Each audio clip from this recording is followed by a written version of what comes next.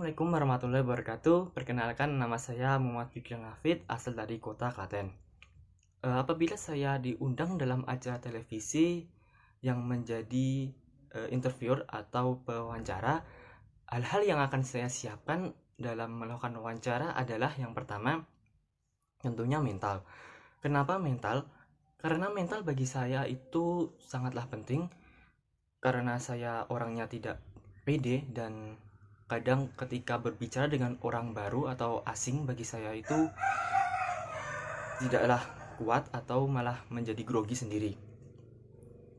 Kemudian dengan mental yang dipersiapkan, saya akan menjadi lebih santai ketika melakukan wawancara dengan narasumber. Yang kedua adalah mengenali narasumber terlebih dahulu. Dengan mengenali narasumber terlebih dahulu, saya akan mengetahui latar belakang dari si narasumber itu tersendiri, kemudian menjadikan lebih enak ketika saya akan melakukan atau mengajukan pertanyaan-pertanyaan yang akan dibahas dalam wawancara tersebut. Kemudian yang ketiga adalah menyiapkan topik pembahasannya terlebih dahulu.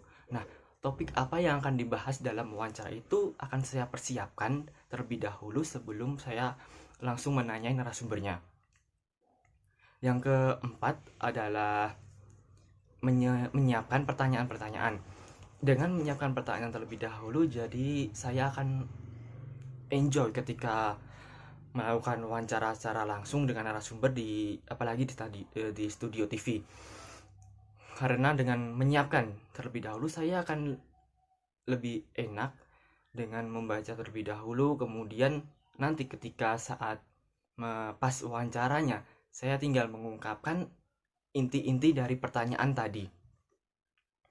Kemudian yang kelima adalah saya harus memilih kosakata atau menyiapkan kosakata yang akan saya keluarkan dari mulut saya ini biar lebih enak atau lebih simpel.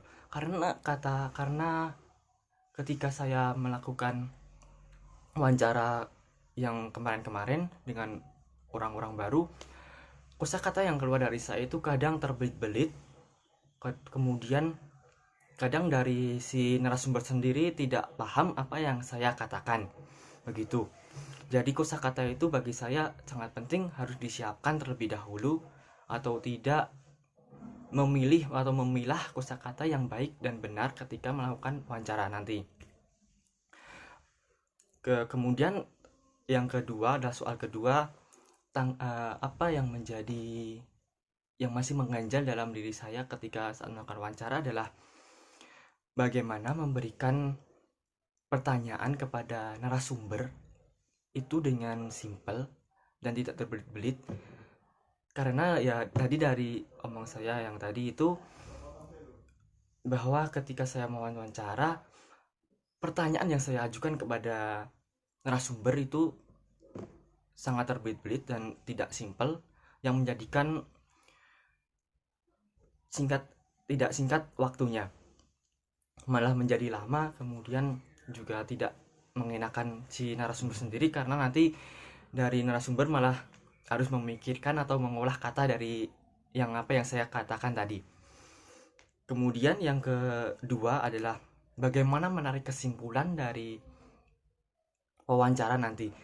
Kan ketika kita sudah selesai wawancara, itu harus ada kesimpulan ataupun pembahasan akhir yang akan saya ungkapkan kepada para pemirsa ataupun mengungkapkan kembali kepada narasumber nanti. Seperti itu saja dari saya. Apabila terdapat salah kata ataupun kata-kata yang tidak mengenakan, saya mohon maaf. Sekian, wassalamualaikum warahmatullahi wabarakatuh.